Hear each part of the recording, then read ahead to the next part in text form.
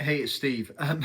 Yeah, that's not me today. I'm in my wife's studio today because I've been kicked out of my studio today. But I wanted to do this one quick. I actually got a ton of calls over the weekend. People asking me about Ottava being a de novo versus Hugo that was a 510K, and what does that mean? And why did J&J choose to do the de novo, and why did Medtronic choose to do the 510K? Well, it's not quite that. So I just want to clarify this because I got literally so many questions about this. So I'm not a regulatory expert, but the way it kind of works is you have 510K, and a 510K in the US basically says there's a device that's similar enough that we will base our submission on that. We're going to submit a device, and with some data, we'll show that we're as equivalent as that other device.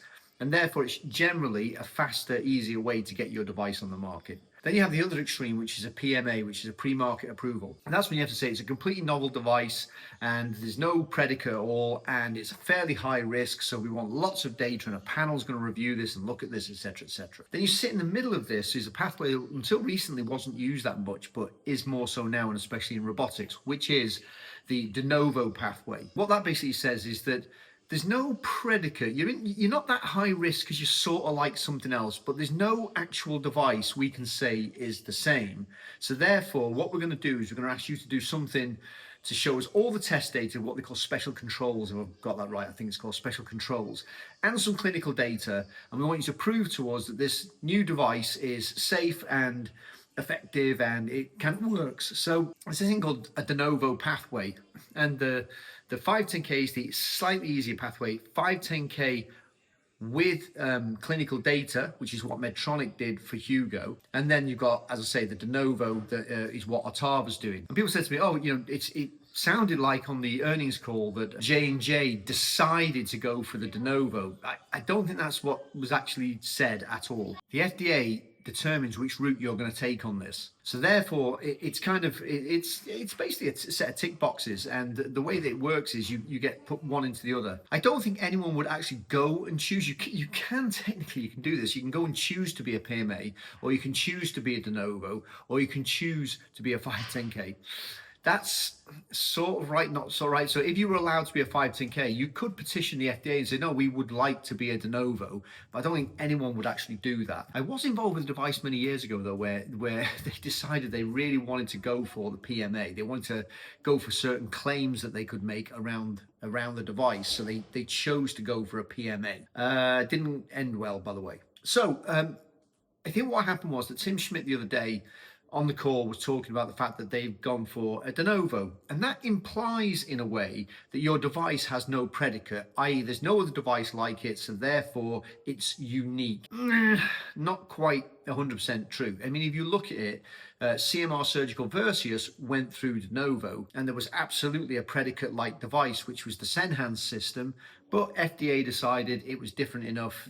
They wanted to see the special controls, make sure the software worked the same way, the setup, etc. They said it was different enough to deem basically needing to go through the de novo. So I don't think anyone can claim that we did a de novo, therefore we are a completely unique device. I think that's not quite correct. But what it does mean is that you have to do special controls and special tests. Now, what I understand about Ottava is they've done, in my estimate, from looking when they started the cases to when they finished the cases, they've probably done 45, 50 cases to submit to FDA. That will come out when we see after the clearance, we'll be able to see into that trial a bit better. Now, as they've gone for kind of umbrella, which is a lot of upper GI, I think there's gastric bypass in there, there's Nissen fundoplication, there's probably Heller's myotomy, I think there's some small bowel stuff as well, so it's the upper GI kind of thing. I would roughly say that they've done 10 of each kind of case in there to be able to prove to the FDA that it's safe and effective, and that's what they probably will have submitted into their de novo. We'll see when that comes out. I'm speculating there completely, but that would be my kind of guess looking at that. Does it mean that Ottava is completely unique? Yes and no. So let me try and put it in the way that I see this. The table mounted architecture is not unique. There have been multiple systems in the past with table-mounted architecture, but the table-mounted architecture of Ottava is unique in the way that they do it. Let me put it that way. So they will have to have proved to the FDA that it's safe and effective in their clinical data, and that's what they'll have to show in order to get clearance. I think that Tim mentioned that they want to get clearance, or that he hopes to get clearance by the end of this year, which is 2026.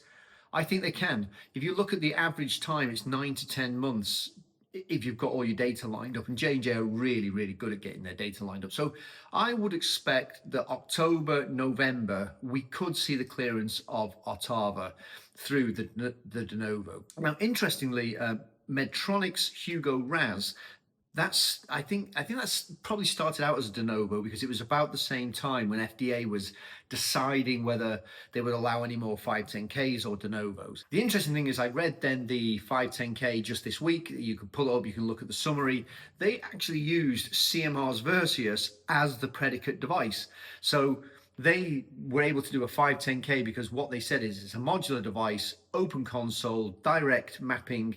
It's similar enough to Versius, with the one caveat that they still had to do the clinical trial to show that it was safe in their system. So it's a little bit more than a normal 510K. It's a 510K with data. So they went down that route. Doesn't mean that that's not unique in any, it's the same as everybody else's modular system. It's got its uniquenesses to it, but it was able to go through a 510K with data. So I hope that clears it up a little bit. It's not that Medtronic chose to go with the 510K and Ottava's chose to go the de novo route.